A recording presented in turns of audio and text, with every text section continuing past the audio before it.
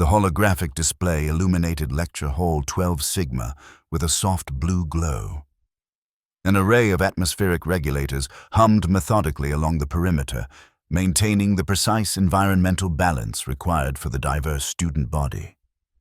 Professor Catron adjusted his ocular enhancers as he surveyed the classroom, a vibrant tapestry of intergalactic life forms arranged in concentric semicircles before him. "Welcome to Advanced Xenobiology," Catron announced, his voice resonating through the translator nodes embedded throughout the hall. His 4 upper appendages moved in practiced synchronicity as he activated the main holographic interface. "I trust you've all reviewed the course outline and preliminary texts." The Orion Education Station orbited the neutral zone between the Zephyrian and Kethlari territories, serving as a beacon of intergalactic cooperation and scientific advancement. The station's reinforced transparent dome offered a spectacular view of the swirling nebula beyond, its cosmic gases shifting in hypnotic patterns of purple and gold. Catron took a moment to observe his students. The Kethlari delegation occupied the front row, their crystalline exoskeletons refracting the blue light into prismatic patterns across the floor. Behind them sat a cluster of Zephyrians, their hover chairs compensating for the station's artificial gravity, which was stronger than they preferred. A pair of Vorans communicated through synchronized bioluminescent pulses in the corner, while several humanoid species were scattered throughout the middle rows. "This term," Catron continued, his skin shifting to the deep azure that signaled academic excitement among his species, "we will explore one of the most fascinating and terrifying subjects in all of xenobiology." The classroom fell silent, even the typically chatty Zephyrians ceasing their constant atmospheric vibrations. Deathworld monsters. A ripple of reactions swept through the classroom. The Kethlari's crystalline structures vibrated with anxiety, producing a high-pitched resonance that made the humanoids wince. The Voron's bioluminescence flared in alarm patterns. A few students from the more delicate ecosystems gasped audibly. "I see the term has the desired effect," Catron noted with a subtle shift to a satisfied amber hue. "Good. Healthy fear is appropriate when discussing organisms from planets classified as Deathworlds." In the far corner of the room, partially obscured by a structural column, a figure shifted position. Unlike the other students, this one made no sound, displayed no visible reaction. It remained shrouded in a standard-issue environmental suit, its features indistinguishable beneath the polarized helmet. Catron had barely noticed the student's presence during the preliminary roll call, a late admission to the program, according to his records. For those unfamiliar with the classification, Catron expanded the holographic display to show a 3-dimensional chart of planetary categories. A death world is an environment so hostile, so unforgiving, that evolution takes extreme paths to ensure survival. The display shifted to show a barren, rocky landscape beneath a blood-red sky. Violent electrical storms crackled across the horizon, while geysers of superheated gas erupted from fissures in the ground. "This," Catron indicated with a sweeping gesture, "is Malachor IV, a typical Class 3 death world. Gravity at 2.7 standard, atmospheric pressure at 3.1 standard, with significant concentrations of chlorine gas and metallic particulates. Surface temperatures fluctuate between extremes of 70 and 150 degrees Celsius within a single planetary rotation." A Kethlari student raised a crystalline appendage. "Professor, how could anything survive in such conditions?" "An excellent question," Catron approved. "The answer lies in the extraordinary adaptations developed by organisms that call these hellscapes home." The hologram shifted again, displaying a creature that resembled a cross between an armored arthropod and a predatory feline.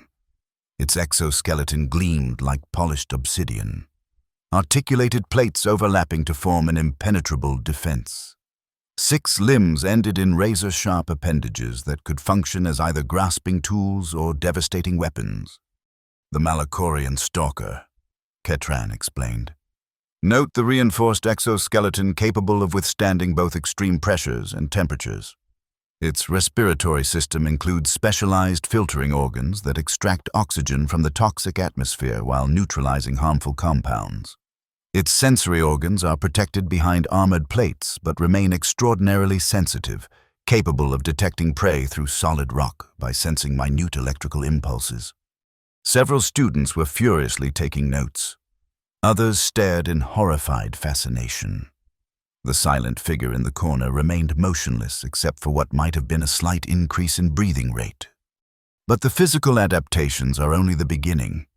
Ketran continued, his skin darkening with scholarly intensity. The neurological and behavioral adaptations are equally extreme. Deathworld predators possess problem-solving abilities that rival or exceed our most sophisticated artificial intelligence systems. They demonstrate pattern recognition, tactical planning, and learning capacity that would be remarkable even in sentient species. A Voran student flashed a series of concerned light pulses that the translator rendered as, "Are these creatures considered sentient?" Ketran's skin shifted to a contemplative green. A complex question. By conventional definitions, no. They lack the social structures and communication systems we associate with sentience. However, he paused meaningfully. Some xenobiologists argue that our definition of sentience is too narrow, too biased toward our own modes of existence. In the corner, the silent student shifted position again. A subtle movement, but somehow it drew Ketran's attention more than the dramatic reactions of the other students. Moving on to even more extreme environments, Ketran continued, gesturing to change the holographic display. Class 2 Deathworlds feature even more hostile conditions. The image shifted to show a planet shrouded in dense, swirling clouds. Occasional breaks in the cloud cover revealed glimpses of a landscape that seemed to be in constant motion, rolling, shifting, as if the very ground were alive. Vermithrax Prime, Ketran announced. A world where the boundary between organic and inorganic is blurred. The entire planetary surface is covered in a complex ecosystem of predatory microbial colonies that consume anything containing carbon. The atmosphere is a toxic soup of spores and corrosive compounds. Gravity fluctuates unpredictably due to unusual planetary tridynamics. A humanoid student with pale blue skin raised her hand. "Professor, has anyone from the Galactic Academy ever visited such a planet and returned alive?" "Very few," Ketran admitted. "Most of our data comes from remote probes and the handful of survey ships that manage to make emergency landings and partial escapes. The mortality rate for xenobiologists studying Deathworlds in person exceeds 97%. This statement produced another wave of shocked responses throughout the classroom. A Zephyrian student's hover chair wobbled precariously as its occupant vibrated with distress.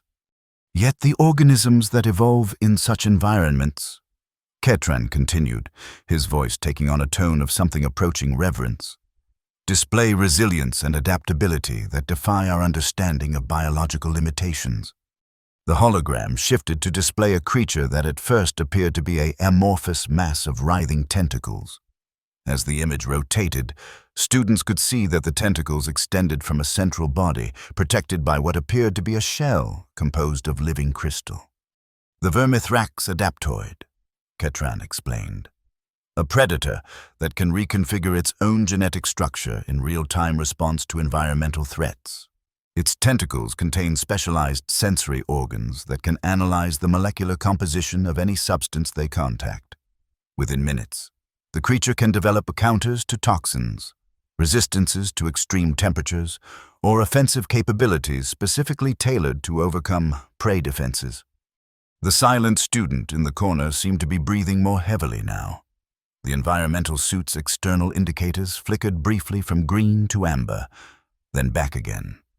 But even these remarkable adaptations pale in comparison to the creatures from Class 1 Deathworlds, Ketran said, his skin now pulsing with dark blue and purple patterns that indicated both excitement and caution. The holographic display changed again, but this time it showed only a spinning planetary classification marker with a pulsing red warning symbol. "Unfortunately, I cannot show you visual records of Class 1 Deathworld environments or their inhabitants. Ketran explained. The Galactic Academy classifies such information as Security Level Alpha. Those few xenobiologists with clearance to study such records must undergo extensive psychological screening and preparation. A disappointed murmur ran through the class. However, Ketran continued, I can describe the general characteristics that define a Class 1 Deathworld. He began counting off on his appendages. Gravity typically exceeding 3.5 standard. Atmospheric composition that would be immediately lethal to most known sentient species. Extreme temperature variations. High levels of background radiation. Tectonic instability. Hyper-aggressive flora and fauna locked in constant evolutionary arms races. Weather patterns of such violence they can reshape continental features overnight. The silent student's breathing was now audibly labored, even from across the room. A faint fog had formed on the inside of their helmet visor. What's most fascinating, Ketran said, lowering his voice dramatically, is that despite these seemingly impossible conditions, life not only survives but thrives. The biodiversity on Deathworlds often exceeds that of more hospitable planets, as the extreme selective pressures drive rapid speciation and specialized adaptations. Ketran manipulated the holographic controls, bringing up a new display, this one showing a complex genetic sequence alongside a planetary environmental harshness index. Recent research suggests a direct correlation between environmental hostility and genetic complexity, he explained. Organisms from Deathworlds demonstrate remarkable genomic plasticity, the ability to rapidly express dormant genes in response to environmental challenges. As the genetic sequence rotated in the holographic display, a shadow moved behind it, not the shadow of the projection itself, but something else, something large and quick that seemed to shift position in the corner where the silent student sat. Ketran faltered mid-sentence, his ocular enhancers focusing on the anomaly. Had he imagined it? The silent student appeared to be sitting perfectly still now, though their environmental suits' status indicators were flickering between green and amber more frequently. Professor, prompted a Kethlari student when the silence stretched uncomfortably long. Yes, of course. Ketran resumed, his skin momentarily flashing the yellow of uncertainty before returning to academic blue. Where was I? Yes, genetic adaptability. He expanded the genetic sequence display, highlighting specific segments. These marker sequences here indicate predatory adaptations of unprecedented sophistication. Specialized organs for detecting prey across multiple sensory spectrums. Redundant cardiovascular systems that can maintain function even when 70% damaged. Musculature capable of generating forces that would tear conventional biological materials apart, necessitating equally advanced self-healing capabilities. Another shadow moved behind the hologram, larger this time, distinctly non-humanoid in shape. Several students gasped. Ketran definitely hadn't imagined it this time. Computer, Ketran called out.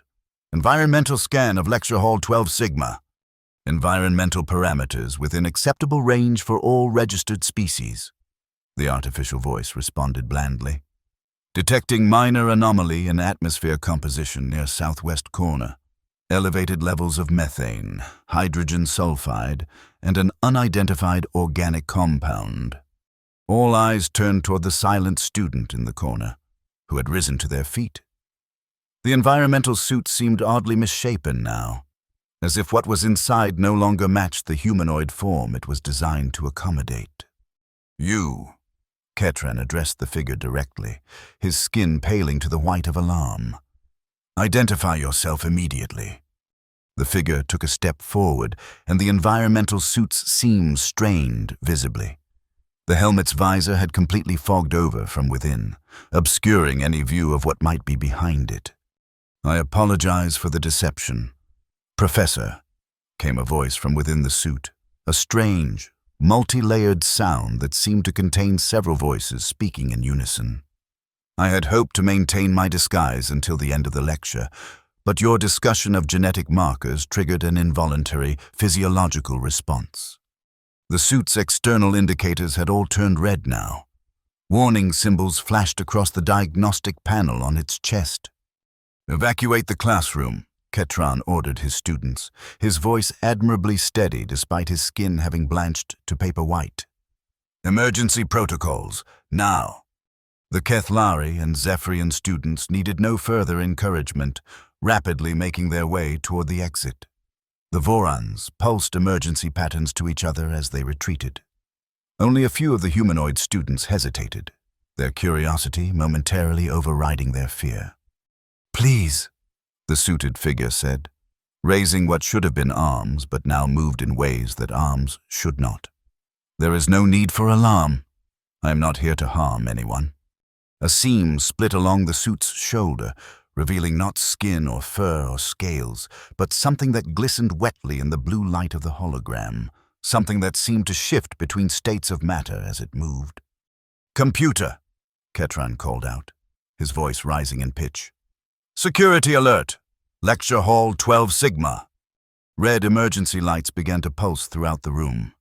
A klaxon wailed. Transparent barricades slid down from the ceiling, separating the mysterious figure from the rest of the class. "Identity confirmed," announced the computer in a much more urgent tone than before. "Warning. Detected presence of Class 1 Deathworld organism. Containment protocols initiated. Security teams dispatched." Chaos erupted in the classroom. The few remaining students scrambled for the exits, some screaming, others frozen in terror. Ketran stood his ground, though his skin had taken on the mottled pattern that indicated extreme stress among his species. "How did you get past the security scanners?" Ketran demanded, his academic curiosity somehow asserting itself even in the midst of panic. The environmental suit split completely now, falling away in pieces to reveal what had been hiding inside. The creature that emerged defied easy description. It appeared to be constantly changing, adapting even as they watched, shifting between solid and semi-liquid states, colors rippling across its surface in patterns that hurt the eyes to follow. Multiple limbs extended and retracted from its central mass, some ending in structures that might have been hands, others in apparatus of unknown function. I absorbed and replicated the biochemical signatures of the security personnel, the creature explained, its voice more coherent now that it was free of the constraining suit. "A simple matter of molecular mimicry." Ketran backed away until he bumped against his teaching console. "What are you?" "I am exactly what you've been teaching about," the creature replied, seeming to stabilize its form somewhat, resolving into a configuration that, while still utterly alien, at least maintained a consistent shape. "I am from a planet you would classify as a Class 1 Deathworld. My kind calls it Threshora, though it appears in your databases under the designation XJK2847. "Impossible," Ketran breathed. "No survey team has ever returned from XJ2847. "Correct," the creature confirmed. "They did not return because they could not survive our atmosphere, our gravity, our biosphere. But several of their automated probes remained functional long enough for us to study them, long enough for us to learn about you." The security barricades surrounding the creature began to frost over where its appendages touched them. Microscopic fractures appeared in the supposedly impenetrable material. "Please understand," the creature continued, withdrawing its limbs from the barricade. "I mean no harm.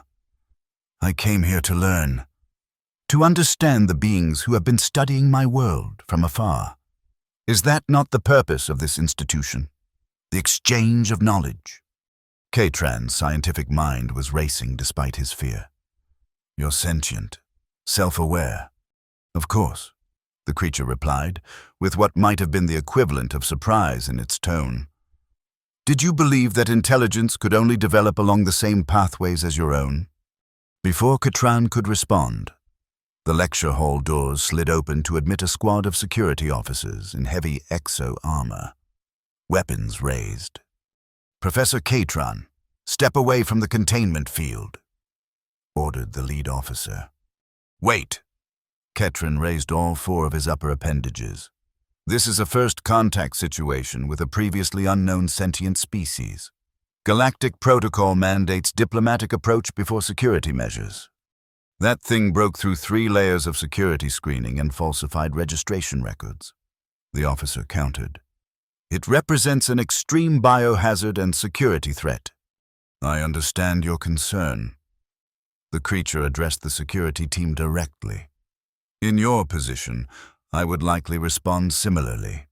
Permit me to demonstrate my peaceful intentions. Before anyone could react, the creature underwent another transformation. Its body contracted, solidified, took on a more symmetrical and less threatening appearance. The shifting colors stabilized into a calm blue reminiscent of Ketran's own academic hue. I have neutralized all toxic compounds in my biological matrix, it explained.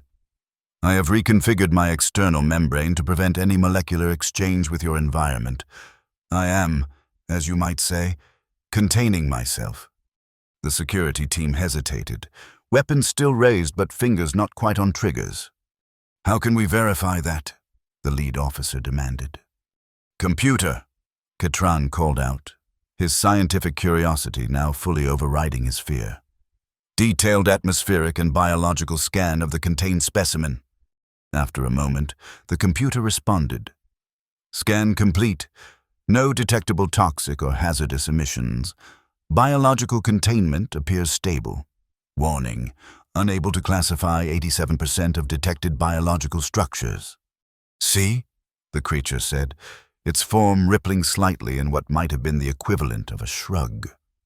I told you I came to learn, not to harm. Ketran's skin had begun to shift from alarm white to a cautious yellow-green. Why did you choose this class, this specific lecture? I monitored your educational broadcasts. The creature explained. When I learned that you would be teaching about Deathworld organisms, I was curious. I wanted to understand how you perceive us, and perhaps to correct some misconceptions. Us? Ketran repeated. There are more of your kind here. No, the creature assured him. I am the only one who chose to make this journey. My kind rarely leaves our world. The energy requirements for maintaining biological stability in your environments are considerable. The security team's commander had been conferring with someone via his communications implant. He now stepped forward, though still keeping a prudent distance from the containment field. The Dean of Xenobiology and the Galactic Science Council representative are on their way, he announced. No one leaves this room until they arrive. Fascinating, Ketran murmured, his academic excitement beginning to overcome his caution. Simply fascinating. A self-aware, technologically advanced species from a Class 1 Deathworld. This changes everything we thought we knew. That was my hope. The creature agreed. Your species study ours from orbit with remote probes and consider us merely interesting specimens, animals to be catalogued and analyzed. Did it never occur to you that we might be studying you in return? A ripple of unease passed through the security team at these words. Their grips tightened on their weapons. You've been observing us? Ketran asked. For longer than you might imagine, the creature confirmed. Your probes were not the first visitor to our world. Others came before, centuries ago by your reckoning. Some of their technology survived long enough for us to begin understanding the universe beyond our atmosphere. The creature shifted its form again, extending a limb that began to reshape itself into a complex three-dimensional structure, a perfect replica of the space station they currently occupied. We have watched your civilizations grow and spread among the stars. We have learned your languages, studied your sciences, observed your conflicts and alliances, all from the safety of our harsh world that you feared to visit in person. Ketran's scientific mind was racing with implications. But why reveal yourself now? Why take the risk of coming here? The creature's form rippled in what might have been amusement or contemplation. Because observation can only teach so much. True understanding requires interaction, dialogue, exchange. Its form shifted again, the station replica dissolving back into its body as it took on a more compact configuration. And because we believe the time has come for formal contact between our civilizations, the lecture hall doors slid open again, admitting two figures, one a tall, willowy being with luminescent skin who could only be Dean Zarthax of the Xenobiology Department, the other a severe-looking humanoid in the formal robes of the Galactic Science Council.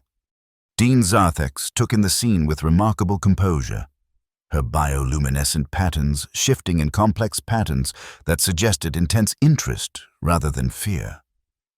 "Professor Katran, I see your lecture has taken an unexpected turn." "That would be an understatement." "Dean," Ketran replied, his skin cycling through a rainbow of emotional indicators before settling on an uncertain amber. The Galactic Science Council representative stepped forward, her expression grave but curious. "I am Representative Thorian. Identify yourself, visitor, and state your purpose in full." The creature shifted form again, adopting a configuration that somehow managed to convey formal respect while remaining utterly alien. "I am designated as Observer Interpreter First Class by my collective, in your language. You may call me Threshorian. I represent the collective intelligence of XQ 847, which we name Threshora." Thorian's expression remained neutral, though her eyes widened slightly. "And your purpose?" "To establish formal diplomatic and scientific exchange between our civilizations." Threshorian replied, "We have observed your galactic alliance for generations. We believe the time is right for mutual cooperation rather than distant observation." Dean Zarthax's luminescence pulsed with academic excitement. "This is unprecedented, a sentient species from a Class 1 Deathworld, capable of interstellar travel and advanced molecular manipulation." "More than that," Ketran interjected, his scientific enthusiasm now fully eclipsing his earlier fear. "If what Threshorian says is true, they've been studying us for centuries while remaining undetected. Their technological and observational capabilities must be extraordinary." Representative Thorian raised a hand for silence. "The security implications alone are staggering. You've been monitoring our civilizations without our knowledge or consent?" "Yes," Threshorian acknowledged without hesitation. "Just as you have been monitoring our world without our consent. The difference is that we understood what we were observing. You mistook sentient beings for mere biological curiosities." Thorian's lips pressed into a thin line. "A fair point, though it raises more questions than it answers." Dean Zarthax stepped closer to the containment field, her natural luminescence casting additional light on Threshorian's shifting form. "Why choose to reveal yourself in an academic setting? Why not approach diplomatic channels directly?" "Because understanding must precede negotiation," Threshorian replied. "I chose to begin with scientists because you, at least, might approach me with curiosity rather than fear. Was I mistaken?" Katran found himself moving forward as well, his scientific interest now fully engaged. "Not entirely mistaken, but you must understand our caution. Your biological capabilities alone represent potential hazards we cannot ignore. Just as your technological capabilities represent potential hazards to us," Threshorian countered. "Yet here I am, vulnerable in your environment, surrounded by your weapons and containment fields. I have chosen to trust. Will you do the same?" A moment of silence fell across the lecture hall as the implications of this question sank in. Representative Thorian was the first to speak. "Trust must be earned, but dialogue can begin without complete trust. What do you propose as a first step?" Threshorian's form shifted into a configuration that somehow conveyed thoughtfulness. "I propose an exchange of knowledge. I have come to learn. Allow me to continue as a student in your academy, and in return, I will share insights about my world and species that your remote probes could never provide." "Absolutely not," The security commander interjected. The biological containment risks alone can be managed. Dean Zarthax interrupted, her luminescence pulsing with excitement. Think of the opportunity. Commander, direct study of a Class 1 Deathworld organism, with its cooperation and input. The scientific value is incalculable. And the diplomatic implications are equally significant, Representative Thorian added, her initial caution giving way to calculated interest. If there truly is an entire civilization of sentient beings on XJ-2847, establishing peaceful first contact would be a historic achievement. Katrin found his academic excitement building as he considered the possibilities. We could establish a specialized research and education protocol, learning with monsters, if you will, though we would need a more diplomatically appropriate title. I take no offense at your terminology. Threshorian assured them, its form rippling in what might have been amusement. By your biological standards, we are indeed monsters, evolved for environments you can barely survive within. Just as by our standards, you are remarkably fragile creatures. Representative Thorian pursed her lips in thought. The Galactic Science Council will need to establish new protocols for this situation. In the meantime, she turned to Dean Zarthax. I provisionally authorize a controlled academic exchange program. Under strict security measures, Professor Katran, given your expertise in Deathworld biology, you will serve as primary academic liaison. Katran's skin flushed deep blue with professional pride and excitement. I would be honored, Representative. And you, Thorian addressed Threshorian directly, will remain under observation and appropriate containment until we can verify your claims and establish proper diplomatic channels with your civilization. I accept these conditions, Threshorian replied, its form settling into a more stable configuration that somehow conveyed formal agreement. Though I request that the containment measures be designed with input from Professor Katran to ensure they do not interfere with academic exchange. Granted, Thorian nodded. Dean Zarthax, please work with security to establish appropriate facilities.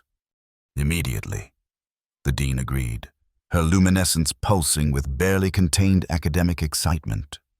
As the various officials began discussing logistics, Ketran found himself drawn closer to the containment field, his scientific curiosity overwhelming any lingering apprehension. I have so many questions, he admitted to Threshorian, about your biology, your world, your society. As do I about yours. Threshorian replied, for instance, I find it fascinating that you teach about Deathworld monsters with such clinical detachment, never considering that we might be listening. A profound oversight on our part, Ketran acknowledged, his skin flushing with the purple of embarrassment. One of many misconceptions I hope you'll help us correct. That is precisely why I came. Threshorian's form shifted into a configuration that somehow conveyed what might have been a smile, though it bore no resemblance to any expression Katrin recognized. Sometimes, Professor, the most effective education comes not from studying a subject, but from allowing the subject to teach you in return. 3 months later. Lecture. Hall 12. Sigma had been transformed. The standard seating arrangement had been replaced with a more flexible configuration to accommodate the diverse student body. One section remained separated by a specialized containment field, though it was now designed to resemble a comfortable study area rather than a security measure. Within this area, Threshorian shifted between various forms as it addressed the assembled students, a mixture of original class members who had overcome their initial fear and new enrollees drawn by the historic opportunity to learn directly from a Deathworld entity. The fundamental misconception in traditional xenobiology, Threshorian was explaining, is the assumption that harsh environments produce only aggressive, predatory adaptations. While these certainly exist, and I can demonstrate several if you wish, Its form briefly shifted to display an alarming array of what appeared to be weaponized appendages, causing several students to gasp. The most successful adaptations on Threshora involve cooperation, symbiosis, and communication. Professor Ketran, who now co-taught the class with Threshorian, nodded in agreement. His skin displayed the deep blue of academic engagement with highlights of green that indicated revised understanding. This challenges our entire classification system, Ketran added. We've been categorizing worlds primarily by their physical hostility to our own biochemistry, rather than by the complexity and sophistication of the adaptations they produce. A Kethlari student raised a crystalline appendage. But surely the physical conditions do matter.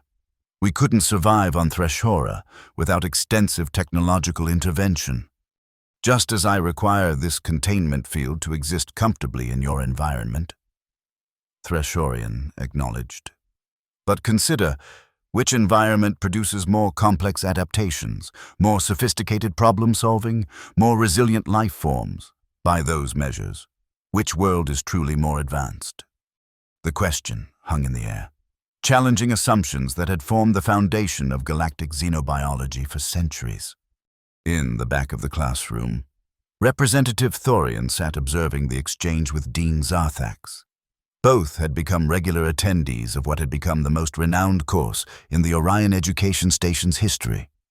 The diplomatic team reports significant progress in establishing communication protocols with the Threshoran Collective, Thorian murmured to the dean. They've accepted our invitation to send a formal delegation. And the Galactic Science Council? Zarthax inquired, her luminescence pulsing with cautious hope. They've approved the establishment of a new academic discipline, Thorian replied with a faint smile. Cooperative Xenobiology. Professor Ketran has been nominated to chair the founding committee, with Threshorian as co-chair. On the teaching platform, Ketran and Threshorian had moved on to a practical demonstration. A holographic display showed the molecular structure of a Threshoran adaptation that allowed for instantaneous genetic response to environmental toxins. The implications for medical science alone are revolutionary. Ketran was explaining, his skin pulsing with enthusiastic blues and purples. Imagine treatments that could adapt in real time to pathogens, or environmental protection systems that could respond instantly to unexpected threats. And conversely, Threshorian added, its form shifting to interact directly with a holographic display. We find your technological approaches to environmental challenges fascinating. Our biological solutions are elegant but energy-intensive. Your mechanical and electronic interventions offer efficiency models we had not considered. The students were fully engaged now.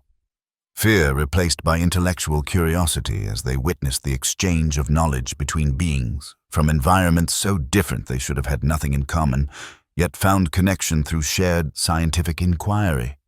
After class, as the students filed out, many still discussing the day's revelations in excited tones, Ketran approached the containment field where Threshorian had settled into what had become its relaxation form, a gently pulsing configuration that somehow conveyed contentment. I've been reviewing the initial lecture notes from when you first revealed yourself, Ketran admitted.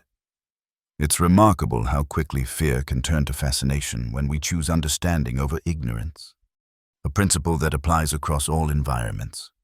I believe, Threshorian replied, even Deathworlds.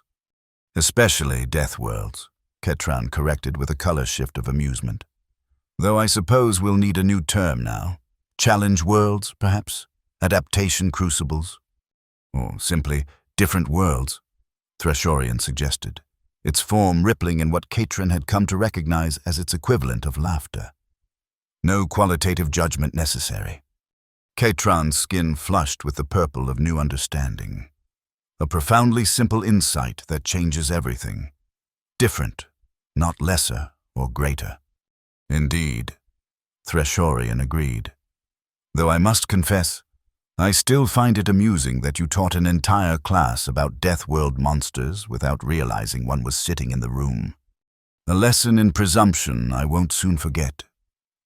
Ketran acknowledged, his color shifting to embarrassed purple before settling back into comfortable academic blue. And one that will transform galactic science for generations to come. Outside the viewport, the cosmic gases of the nebula continued their eternal dance, purple and gold intertwining in patterns that seemed, from some perspectives, almost intentional, as if the universe itself were celebrating this unexpected convergence of different worlds, different biologies, different minds, finding common ground in the shared pursuit of understanding.